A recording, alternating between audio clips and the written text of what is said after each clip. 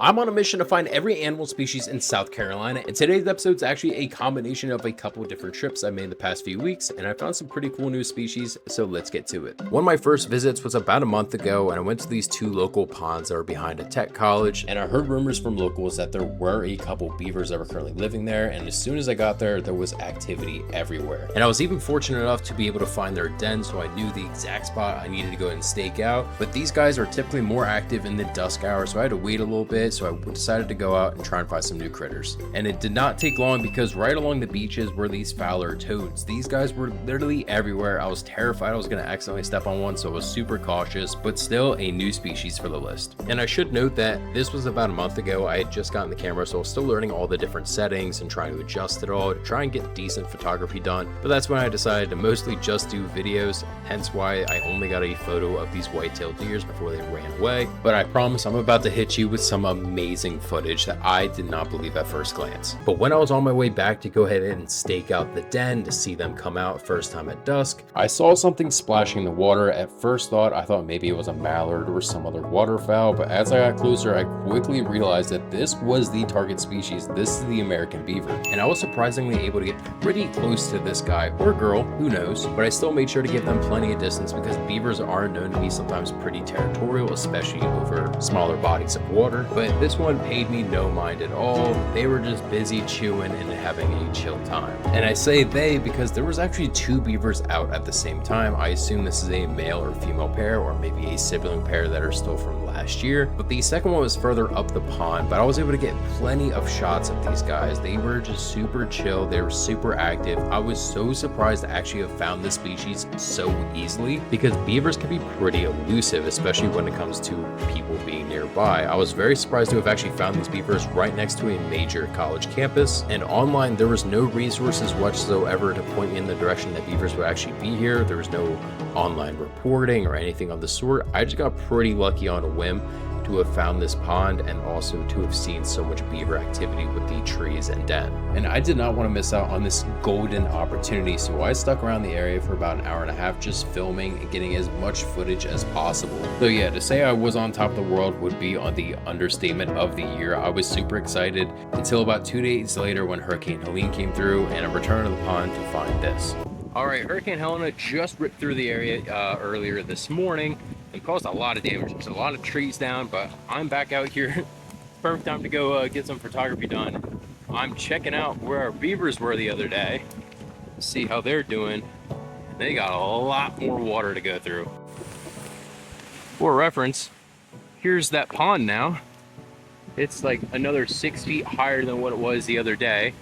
I was actually able to walk along that bend all the way around, and actually that's where our beaver friends were, right over there where those trees are. But it is completely flooded. I mean, the banks are like another 6 feet up. That is crazy. There's a lot of trees down, like right here. There's one of the trees, but there's trees all over the road. I don't think we're really gonna see much today in terms of wildlife, but we'll have to check and see. I'm sure that their den is completely covered. Oh, wow. Wow. Wait, check this out, guys. So the pond has completely broken its bank. It is flowing over. This actually used to be a nice little beach area. You can go and cast out, but you always got snagged. But there's a nice stream going down here. It's all flooded out. That explains why there's that huge crevice, because whenever it gets flooded, this water just flows right over into that bank. So I am gonna try and cross over here without eating it. And, oh man, it is deep. It's probably a good 6-7 inches in. When we get to the other side, I wonder what the other pond looks like, to be honest. That one's probably overflowing too. Here's some more. You can see that this pond is completely flowed over. Actually, there's a dock right there. So the water's up 3-4 feet right now, and it's just spilling over down this hill. It's making a second pond. Just like a big drainage area now. So it is crazy how much water was dumped. And overall, there was just too much flooding and too many downed trees for me to safely traverse, so I decided to call it a day and didn't see anything.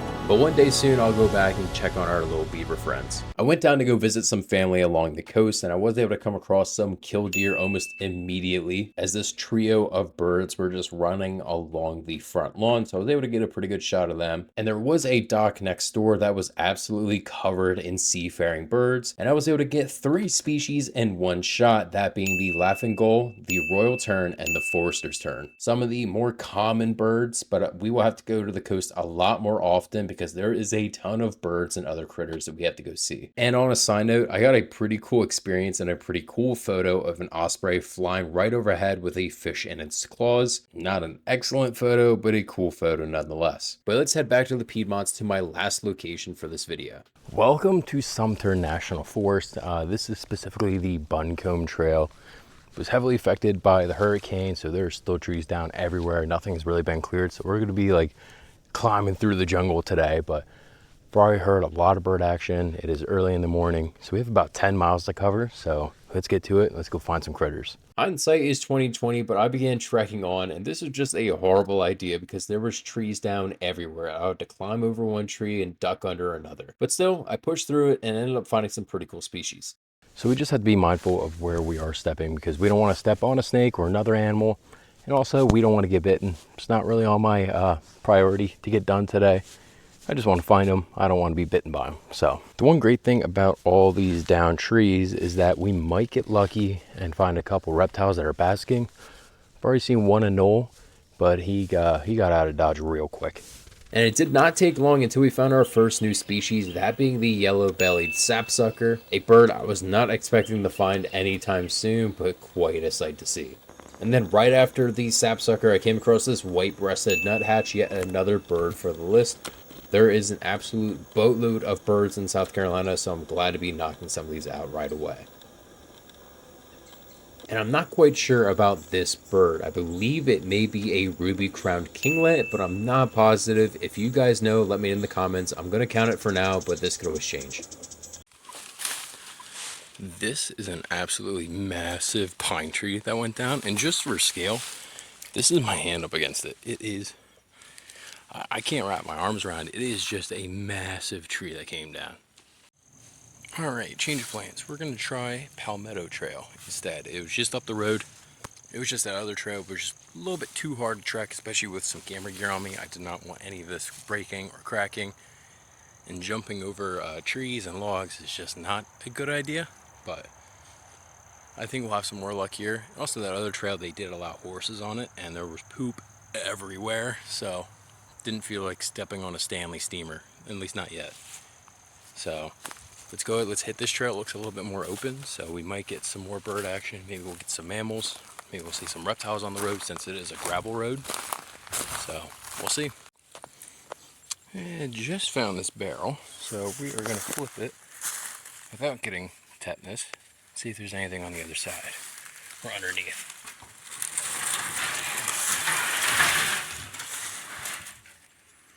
Nope, nothing. Just some termites and such. And I may not have gotten lucky with that barrel there, but I did come across this little green anole chilling and basking on a branch. But as soon as I got closer, he ran for the bushes. But I do know one thing's for sure, and that's there's not really a whole lot going on. I hear a bird chirp every once in a while, but it's pretty dead.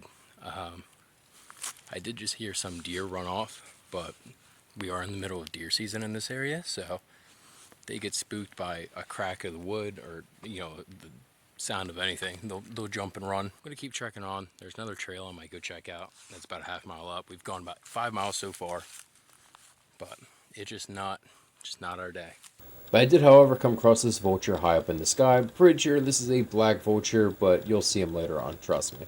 And as for a new species I came across, it is the Carolina chickadee. I was surprised it actually took this long, but still an amazing sight, and these guys are super entertaining to watch. Guess who's back again. I told you they'd be popping back up real quick, and this time there's 2 of them. And this is by far one of the most vibrant species, one of the most beautiful birds that we've seen yet. This is a hooded warbler, a species of which, I'll keep it a buck with y'all, I didn't even know existed until I came across it in person. I had no clue what I was looking at, but this is such a beautiful species with that bright yellow face surrounded by that pitch black cap that goes down around their neck.